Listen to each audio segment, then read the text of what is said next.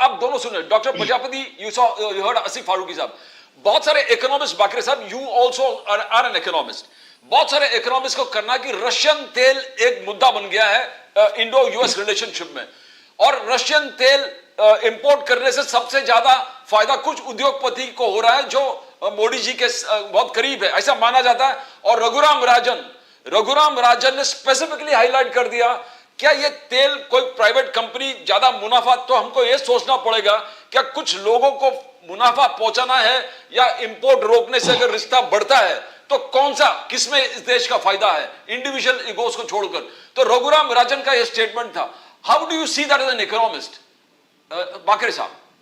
Sir, before answering your question, Farooqui sahab एक senior और respected व्यक्ति है। बिल्कुल। ये चाइना को ऐसा कह रहे थे कि China can never be our friend. तो मैं ये पूछना चाहता हूँ इनसे कि कांग्रेस पार्टी ने फिर communist party of India China से 2009 में किस तरीके का समझौता किया था और क्या ये समझौता था? ऐसा कभी हुआ है क्या कोई दो पार्टी जो कोई देश की आपस में समझौता करती है? और फारूकी साहब के विचार मैंने सुने, इतने strong Chinese against Chinese feelings है इनके, तो I think his party is not in sync with his thoughts. So एक तो ये बात है। दूसरी बात ऐसी है सर कि आज रशियन ऑयल का बहाना लेके ट्रम्प साहब अपने हमारे ऊपर 50% टैरिफ लगा रहे हैं। मैं आपको एक फैक्ट बताता हूँ विथ ऑल द रिस्पॉन्सिबिलिटी, ये रशियन ऑयल का मुद्दा रहता तो यूरोप पे भी लगा रहता, चाइना पे भी लगा रहता, फिर अमेरिका खुद ले रहा है रशिया से। तो मेरा ऐसा मानना है कि ट्रम्प साहब को जो है हमारे एग्रीकल्चर, डेयरी सेक्टर और हमारे फिशिंग कम्युनिटी में जो मोदी साहब ने कहा है और हमारे भारत सिंह सरकार ने कहा है कि हम लोग उनका प्रोटेक्शन चाहते हैं, छोटे उद्योगों का प्रोटेक्शन चाहते हैं, तो असली खेल है कि उनको हमारे एक बहुत बड़े मार्केट में एंट्री चाहिए जिसमें हमारे फार्मर्स, फिशिंग कम्युनिटी और स्मॉल एंड मीडियम एंटरप्राइज का बहुत नुकसान होगा। So he is not saying it directly, he is saying कि हम लोग रशियन ऑयल खरीद रहे हैं इसलिए हम आप पे टैरिफ लगा रहे हैं, which is a very totally I can say a false statement at all. दूसरी बात ऐसी है, रघुराम राजन साहब बहुत बड़े व्यक्ति है, इंटरनेशनल कैलिबर के व्यक्ति है। यही रघुराम राजन है जो क्रोनी कैपिटलिज्म के ऊपर मनमोहन सिंह साहब और रघुराम राजन ने ओवरसी किया एक तरीके से कि क्रोनी कैपिटलिज्म जो इंडिया में हुआ बैंकिंग सेक्टर में। सर मैंने बहुत देखा है, फोन बैंकिंग फाइनेंस मिनिस्ट्री से चलती थी और एक सडनली 5-6 साल में इतने लाख करोड़ का एनपीए बढ़ गया। तो रघुराम राजन साहब is always speaking against government of India when BJP is in power.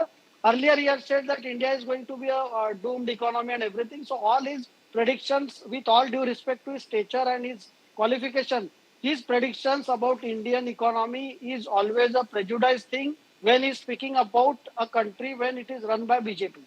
So मेरा ऐसा मानना है कि आज हमारी जो इकोनॉमिक सिचुएशन है, इन्फ्लेशन सबसे लोएस्ट लेवल पे है, growth is happening, domestic manufacturing is rising, हमारी मुद्रा लोन्स और बाकी से आपको पता चलता है सेल्फ एम्प्लॉयमेंट कितने बड़े लेवल पे है, रोजगार अच्छे से हो रहा है। एंड आई विल से ये जो यूएस के टैरिफ्स है इससे जो भी फर्क पड़ेगा 0.2-0.3% ऑफ द जीडीपी, और एक जब रास्ता बंद हो जाता है तो मैं हमेशा मानता हूँ कि भगवान दूसरा रास्ता खोलता है। तो we will explore new markets, this is an opportunity for India कि कोई भी देश अपने जियोपॉलिटिक्स के लिए अपने हिसाब से करेगा।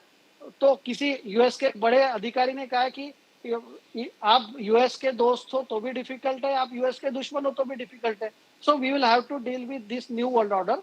और एक मैं आपको बताना चाहता हूँ प्रदीप जी, इसमें सबसे बड़ा है कि भारत एक उभरती इकोनॉमिक पावर है और ये ऑपरेशन सिंदूर के वजह से अमेरिका को और चाइना को ये पता चल गया कि इनके जो डिफेंस इक्विपमेंट्स है जो आत्मनिर्भर तरीके से बना है, और ये 10-12 साल में पूरे डिफेंस फोर्सेस के स्टेटमेंट है, एज अ बीजेपी प्रवक्ता मैं नहीं बोल रहा हूँ, पूरे डिफेंस फोर्सेस के स्टेटमेंट है, because of the policy of आत्मनिर्भर हम लोग डिफेंस सेक्टर में इतना आगे बढ़ गए, now we are exporter of defence equipment.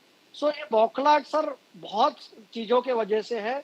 और ट्रम्प साहब को पता चला जो इन्होंने इक्विपमेंट पाकिस्तान को दिए थे, चाइना को जो पता चला जो इक्विपमेंट उन्होंने पाकिस्तान को दिए थे, all failed and he is trying to take credit for the ceasefire which he never interfered, nor India allowed that ceasefire has to be dictated by Mr. Trump.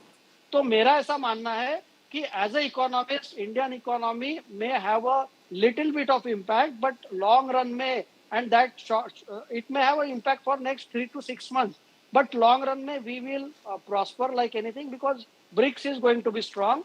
Russia, India, China, Brazil and other South Africa is going to be strong. quad is strong, entire world is supporting us, and entire countries who are ready to do trade with us. आज France इतना बड़ा हमारा trading partner बन रहा है, Germany is there, entire European Union is there. तो as a economy we will be insulated. और जो हमारे उद्योगों को अफेक्ट होने वाला है टैरिफ की वजह से, these things government is going to take care. Some support to the exporters who are getting affected will be surely provided.